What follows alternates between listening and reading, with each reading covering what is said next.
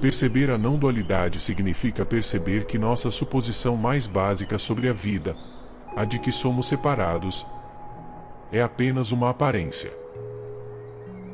Parecemos ser o sujeito de nossa vida, movendo-nos por um mundo de objetos, incluindo aqueles objetos às vezes difíceis conhecidos como outras pessoas. Mas, na realidade, não há separação, não há sujeito e objeto, há apenas uma unidade contínua. Reconhecer isso é às vezes chamado de libertação, e tem uma tendência de reconfigurar nossa mente. A libertação pode ser vista subitamente ou gradualmente. O rápido não é melhor que o lento. No entanto, se a libertação ocorre rapidamente, as mudanças na mente tendem a ser mais perceptíveis, precisamente porque são repentinas. Apenas isso. O fato é que a reconfiguração da mente frequentemente traz uma visão radicalmente alterada da realidade resumida em 4 fases. Primeiramente, percebe-se que isso é tudo. Seja lá o que estiver surgindo, é a totalidade. Isso é nada se tornando tudo. Pensamentos e sentimentos neuróticos do tempo psicológico, como culpa, arrependimento, nostalgia e ansiedade, diminuem ou desaparecem. Na separação, nossa atenção está tão focada no passado, no futuro, em nossas próprias preocupações e projeções que o que está realmente surgindo parece ser muito fino e insubstancial para ser satisfatório. No entanto, é nada mais que a suprema realidade. Na neurose da mente, estamos nos envolvendo não com a vida, mas com nossas próprias imaginações. O resultado é frequentemente o tédio ou a depressão, e uma busca inquieta por algo mais emocionante para acontecer. Por segundo, com a separação eliminada, a completa vivacidade de cada momento é vista, e isso se torna suficiente. O desejo de que algo mais emocionante aconteça diminui ou desaparece, e a alegria é encontrada na simplicidade daquilo que é, o aroma do café, o som do vento nas árvores, a textura do pelo de um gato. Por não precisarmos mais de emoção e drama para afastar o tédio, muitas vezes levamos uma vida mais simples e tranquila.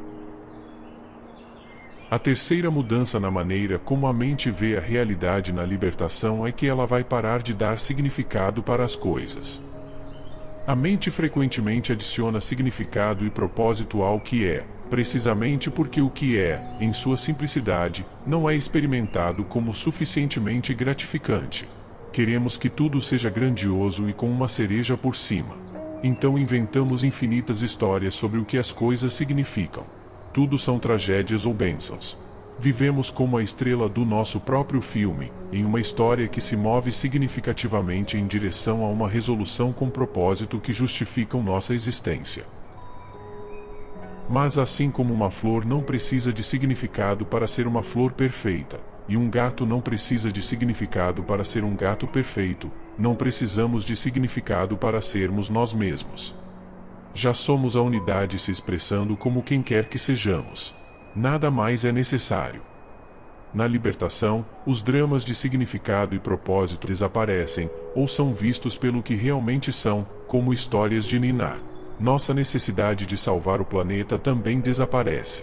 Assim como nossa fascinação por purificar nossos chakras, equilibrar nossa aura e fazer terapia para nossas vidas passadas e futuras. Tudo isso desaparece. Há uma quarta mudança que a totalidade causa: o reconhecimento do amor incondicional. Percebe-se que o amor incondicional não pode ser compreendido pela mente pessoal e é, como tudo relacionado à libertação, impessoal. Em outras palavras, o amor incondicional não tem nada a ver comigo ou com você. O amor incondicional simplesmente é. Não exclui nada. Se o fizesse, não seria incondicional. A mente fica perplexa com isso. A mente só pode viver na condicionalidade, dividindo a experiência entre o que gosta e o que não gosta. Mas não há necessidade de a mente se torturar com seu fracasso inevitável em amar. Independentemente do que você e eu possamos estar pensando e sentindo, sempre incondicionalmente, há amor. Quando isso é visto, até o momento mais comum torna-se vividamente vivo.